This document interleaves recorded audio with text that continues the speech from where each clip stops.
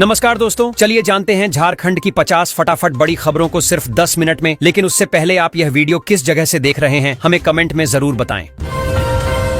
गुरुजी student credit card योजना के अंतर्गत छात्रों को 15 लाख रुपए तक का शिक्षा ऋण 4% ब्याज दर पर दिया जा रहा है। मुख्यमंत्री ने युवाओं से अपील की कि वे इस योजना का अधिकतम लाभ उठाएं। सरकार का लक्ष्य है कि कोई भी छात्र केवल पैसों की कमी से पढ़ाई न छोड़े। झारखंड सरकार ने grass roots innovation internship scheme की शुरुआत की है। इसके तहत ग्रेजुएट और पोस्ट ग्रेजुएट छात्रों को 2 महीने की इंटर्नशिप का अवसर मिलेगा। योजना का उद्देश्य नवाचार को बढ़ावा देना और युवाओं को जमीनी समस्याओं के समाधान से जोड़ना है, जिससे रोजगार क्षमता भी विकसित हो सके। मुख्यमंत्री हेमंत सोरेन ने कहा कि शिक्षा झारखंड के समग्र विकास की सबसे बड़ी कुंजी है। सरकार स्कूल से लेकर उच्च शिक्षा तक गुणवत्तापूर्ण व्यवस्था बनाने पर काम कर रही है। नई योजनाओं और छात्र सहायता कार्यक्रमों से युवाओं को आत्मनिर्भर बनाना राज्य सरकार की प्राथमिकता में शामिल है। झारखंड में जेल वार्डर के 1733 पदों पर भर्ती प्रक्रिया शुरू की गई है। इन पदों के लिए 10वीं पास अभ्यर्थी आवेदन कर सकते हैं। आवेदन की अंतिम तिथि 7 फरवरी निर्धारित की गई है। राज्य सरकार का कहना है कि भर्ती से युवाओं को रोजगार मिलेगा और जेल प्रशासन मजबूत होगा। रांची में शीतलहर को देखते हुए जिला प्रशासन ने केजी से कक्षा 6 तक के सभी स्कूलों को 12 से 14 जनवरी तक बंद रखने का आदेश जारी किया है। डिप्टी कमिश्नर ने बच्चों के स्वास्थ्य को प्राथमिकता बताते हुए कहा कि अत्यधिक ठंड में सावधानी जरूरी है और हालात पर लगातार निगरानी रखी जा रही है। मैक्लोस्कीगंज में न्यूनतम तापमान -1 डिग्री सेल्सियस दर्ज किया गया है। पूरे झारखंड में कड़ाके की ठंड का असर दिखाई दे रहा है। सुबह और रात के समय सर्द हवाओं से जनजीवन प्रभावित हो रहा है, जबकि ग्रामीण इलाकों में ठंड से बचाव के साधन सीमित नजर आ रहे हैं। भारतीय मौसम विभाग ने झारखंड के कुछ हिस्सों में 14 से 16 जनवरी तक कोल्ड वेव को लेकर येलो अलर्ट जारी किया है। विभाग ने लोगों को सतर्क रहने और आवश्यक सावधानियां बरतने की सलाह दी है। खासकर बुजुर्गों और बच्चों को ठंड से बचाने पर जोर दिया गया है। मौसम विभाग ने रांची जिले को येलो जोन में रखा है। भारी ठंड और शीतलहर की चेतावनी के साथ प्रशासन को अलर्ट मोड पर रहने को कहा गया है। तापमान में गिरावट के कारण सुबह कोहरा और ठंडी हवाएं लोगों की दिनचर्या को प्रभावित कर रही हैं। झारखंड सरकार मनुष्य और वन्य जीव संघर्ष को कम करने के लिए 10 वर्षीय विजन प्लान पर काम कर रही है। खास तौर पर हाथी हमलों की घटनाओं को रोकने के लिए दीर्घकालीन रणनीति बनाई जा रही है। वन क्षेत्रों में निगरानी, जागरूकता और तकनीकी उपायों पर विशेष ध्यान दिया जाएगा। बेतला नेशनल पार्क में सफारी के दौरान पर्यटकों को बाघ दिखाई देने से वन विभाग हाई अलर्ट पर है। सुरक्षा व्यवस्था कड़ी कर दी गई है और पर्यटकों को सतर्क रहने की सलाह दी गई है। विभाग का कहना है कि वन्य जीवों की गतिविधियों पर लगातार नजर रखी जा रही है। राष्ट्रीय युवा दिवस के अवसर पर ABVP रांची द्वारा युवाथॉन रन फॉर नेशन कार्यक्रम का आयोजन किया गया। इसमें बड़ी संख्या में युवाओं ने भाग लिया। कार्यक्रम के मुख्य अतिथि सौरव तिवारी रहे। आयोजन का उद्देश्य युवाओं में राष्ट्र निर्माण और सामाजिक जिम्मेदारी की भावना को मजबूत करना बताया गया। झारखंड भाजपा अध्यक्ष बाबूलाल मरांडी को उनके जन्मदिन पर नेताओं और कार्यकर्ताओं ने शुभकामनाएं दी। पार्टी कार्यालय और विभिन्न स्थानों पर कार्यक्रम आयोजित किए गए समर्थकों ने उनके लंबे राजनीतिक अनुभव की सराहना की और झारखंड के विकास में उनके योगदान को याद किया।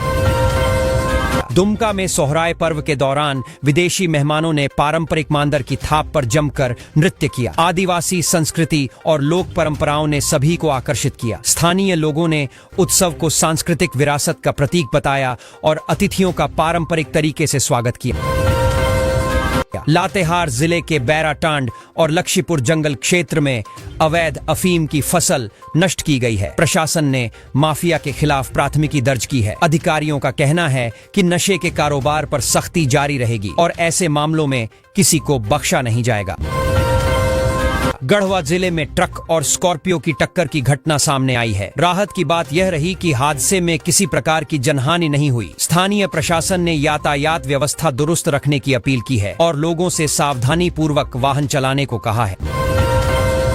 धनबाद के वास्यपुर इलाके में पुलिस ने बड़े पैमाने पर छापेमारी अभियान चलाया। 15 से अधिक मोहल्लों में एक साथ रेड की गई। अभियान का उद्देश्य आपराधिक गतिविधियों पर लगाम लगाना बताया गया है। पुलिस अधिकारियों के अनुसार कार्रवाई आगे भी जारी रहेगी। तेलो गोमो रेलखंड पर ओवरहेड तार फेल होने से रेल परिचालन कई घंटों तक ठप रहा। यात्रियों को भारी परेशानी का सामना करना पड़ा। रेलवे प्रशासन ने तकनीकी टीम भेजकर मरम्मत कार्य कराया और बाद में धीरे धीरे ट्रेनों का संचालन बहाल किया गया।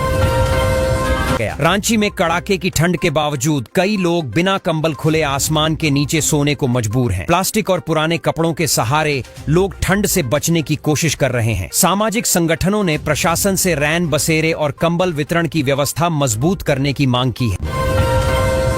शहर में नगर निगम की ठंड से राहत संबंधी योजना फेल होती नजर आ रही है। सड़कों पर रहने वाले लोगों को पर्याप्त सहायता नहीं मिल पा रही है। स्थानीय लोगों का कहना है कि कागजी योजनाओं के बजाय जमीनी स्तर पर तुरंत कार्रवाई की जरूरत है ताकि जरूरतमंदों को राहत मिल सके।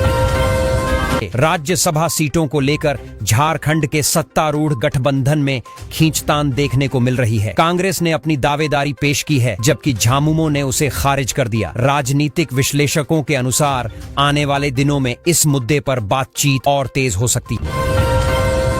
केंद्रीय मंत्री मनोहर लाल खट्टर रांची पहुंचे, जहां भाजपा सांसद संजय सेठ ने उनका स्वागत किया। उनके दौरे को राजनीतिक दृष्टि से महत्वपूर्ण माना जा रहा है। पार्टी सूत्रों के अनुसार इस दौरान संगठनात्मक बैठकों और विकास से जुड़े विषयों पर चर्चा होने की संभावना है। झारखंड स्टेट राइफल एसोसिएशन की नई कार्यकारिणी की घोषणा कर दी गई है। इसमें नीतीश कुमार सहित कई पदाधिकारियों को शामिल किया गया है। एसोसिएशन का उद्देश्य राज्य में शूटिंग खेल को बढ़ावा देना और खिलाड़ियों को बेहतर प्रशिक्षण तथा सुविधाएं उपलब्ध कराना है। रांची में आयोजित 69वीं राष्ट्रीय स्कूल खेल प्रतियोगिता में राजस्थान की बेटियों ने आर्चरी स्पर्धा में स्वर्ण पदक जीता है। उनकी इस उपलब्धि पर खेल प्रेमियों ने खुशी जताई। प्रतियोगिता में विभिन्न राज्यों के खिलाड़ियों ने हिस्सा लिया और खेल भावना का शानदार प्रदर्शन किया। टुसू पर्व को लेकर 14 जनवरी को एनआई एक्ट के तहत अवकाश घोषित करने की मांग उठी है। सामाजिक संगठनों का कहना है कि यह पर्व झारखंड की सांस्कृतिक पहचान से जुड़ा है। अवकाश की घोषणा से लोगों को त्योहार मनाने में सुविधा होगी और परंपराओं को सम्मान मिलेगा। दिशोम गुरु शिबू सोरेन और अमर शहीद सुनील महतो की जन्म जयंती पर विभिन्न स्थानों पर श्रद्धांजलि कार्यक्रम आयोजित किए गए। नेताओं और कार्यकर्ताओं ने उनके योगदान को याद किया। वक्ताओं ने कहा कि उनके विचार आज भी झारखंड के सामाजिक और राजनीतिक आंदोलन को दिशा देते हैं।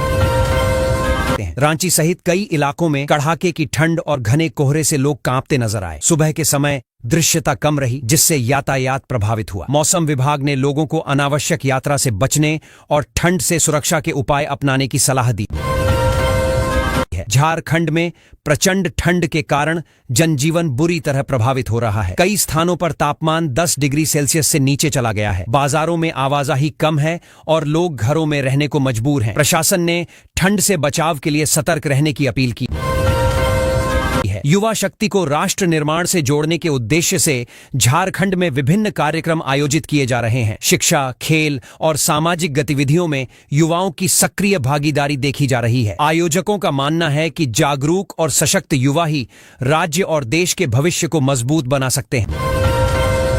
मकर संक्रांति के मौके पर बाजारों में पारंपरिक मिठाइयों की धूम है। खोया तिलकुट इस बार लोगों की पहली पसंद बना हुआ है। इसकी कीमत लगभग 400 रुपए प्रति किलो चल रही है। दुकानदारों का कहना है कि मांग अच्छी होने से कारोबार में तेजी आई है। आज पहली बार झारखंड दुनिया के बड़े मंच पर अपनी मौजूदगी दर्ज कराने जा रहा है। मुख्यमंत्री हेमंत सोरेन 18 से 26 जनवरी तक दावोस में होने वाली विश्व आर्थिक मंच की बैठक में राज्य का प्रतिनिधित्व करेंगे। सरकार वहां निवेश, खनिज, पर्यटन और आदिवासी संस्कृति की संभावनाओं को वैश्विक निवेशकों के सामने रखेगी। झारखंड के लिए यह गर्व का ऐतिहासिक पल माना जा रहा है।